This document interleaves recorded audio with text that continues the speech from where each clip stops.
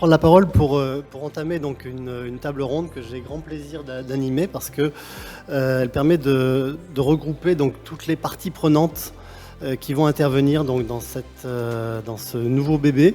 Stéphanie, Jean-Loup Durossé, Daniel Collignon.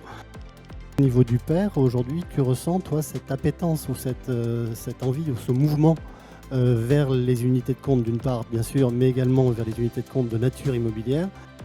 Alors, en assurance vie, l'immobilier se vend tout seul, entre guillemets. En ce moment, on fait une nouvelle offre, elle s'arrache très très très vite. C'est plutôt une bonne nouvelle, on est content parce que, comme je disais tout à l'heure, nos assurés s'y retrouvent, nos partenaires s'y retrouvent. Et quand je parle de partenaires, c'est les distributeurs, mais aussi ceux avec lesquels on travaille en tant qu'asset. Donc ça se passe très très bien. Sur le PER, on a été plus volontariste encore, puisque dans les gestions à horizon, qui sont une des clés du fonctionnement du PER, on a introduit systématiquement une ligne de private equity et une ligne d'immobilier pour effectivement chercher cette perspective de rentabilité à long terme.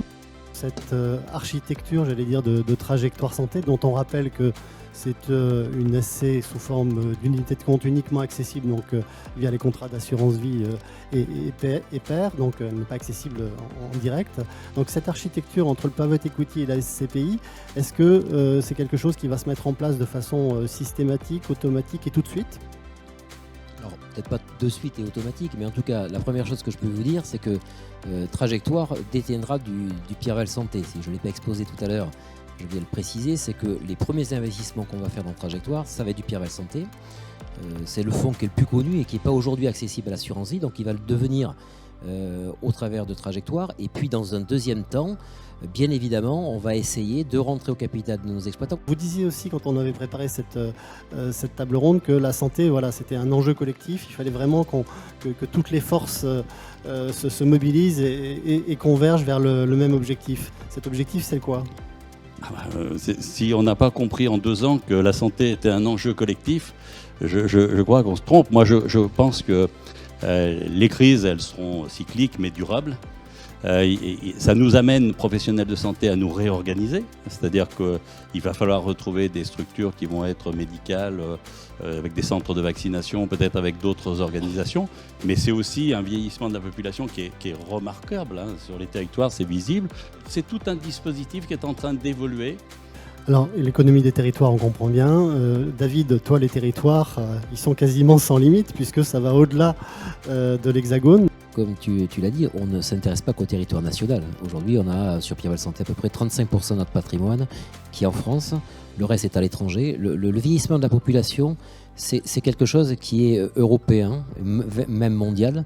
Et donc, on accompagne aussi des exploitants qui peuvent être aussi des Français dans tous les territoires.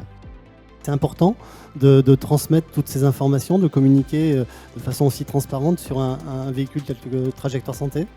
C'est une évidence. Le CGP est proche de son client. Demain, vous prenez un conseiller, c'est pas pour vous débrouiller avec tout ce qui peut être publié n'importe où. C'est que vous attendez de votre conseil qu'il vous explique ce que devient votre investissement, ses caractéristiques, comment il évolue, à déchiffrer les différentes documentations, parce que c'est vrai que le client a beaucoup de documents, mais de là à les comprendre, je ne suis pas certaine.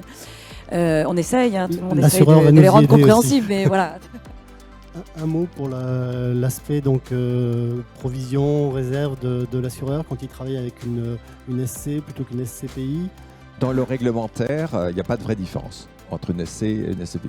Ce qu'on aime effectivement dans la SC, c'est que compte tenu de son caractère un peu hybride, il y a une vraie recherche des assets pour en garantir la liquidité. C'est-à-dire qu'il y a un vrai travail qui est fait dessus qui est beaucoup plus important que celui qui est fait sur une SCPI.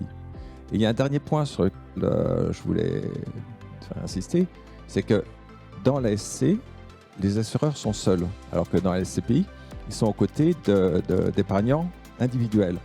Et même si ce n'est absolument pas le cas, il y a toujours une suspicion chez l'épargnant individuel comme quoi l'assureur aurait des visées différentes et donc un conflit entre eux. Et c'est quelque chose qui peut parfois apporter des difficultés dans une SCPI, difficultés qu'on n'aura pas dans la SC puisque c'est un produit qui est dédié aux assureurs et qu'on ne retrouve que dans les contrats d'assurance vie.